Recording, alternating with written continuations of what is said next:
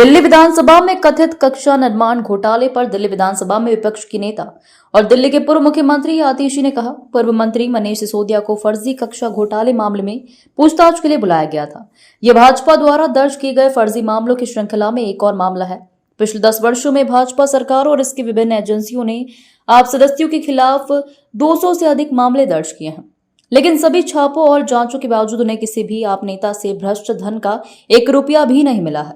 इस कक्षा जांच के पीछे असली कारण यह है कि भाजपा शासन करने में असमर्थ है। चाहे वह जल भराव हो, बिजली हो या स्कूल फीस में वृद्धि हो, हर मोर्चे पर भाजपा विफल रही है।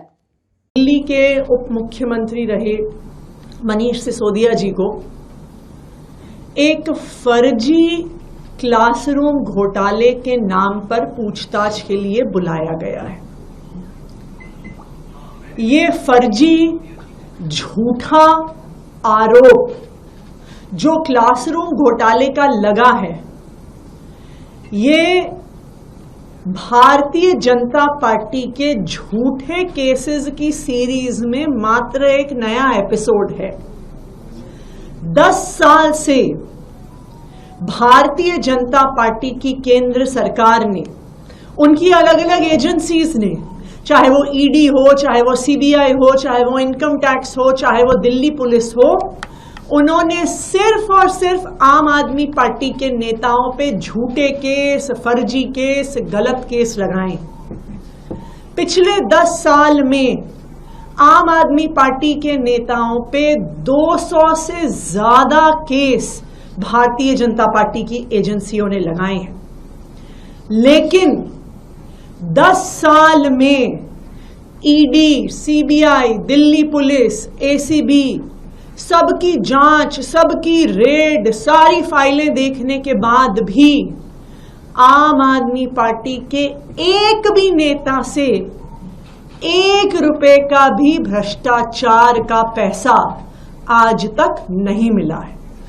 आम आदमी पार्टी का कोई ऐसा नेता ही नहीं है जिसके घर सीबीआई की रेड ना हुई हो, ईडी की रेड ना हुई हो, जिनके लॉकर ना जांच किए हो, जिनके बैंक के खातों को ना खंगाला हो, जिनके गांव, जिनके पैतृक गांव, ऑफिस हर जगह चले गए, लेकिन भ्रष्टाचार का 1 रुपया भी आम आदमी पार्टी के एक भी नेता के पास नहीं मिला। और ना ही किसी भी फर्जी केस में चवन्नी भर का भी कोई भी एविडेंस कोर्ट में बीजेपी की एजेंसीज प्रस्तुत कर पाई हैं।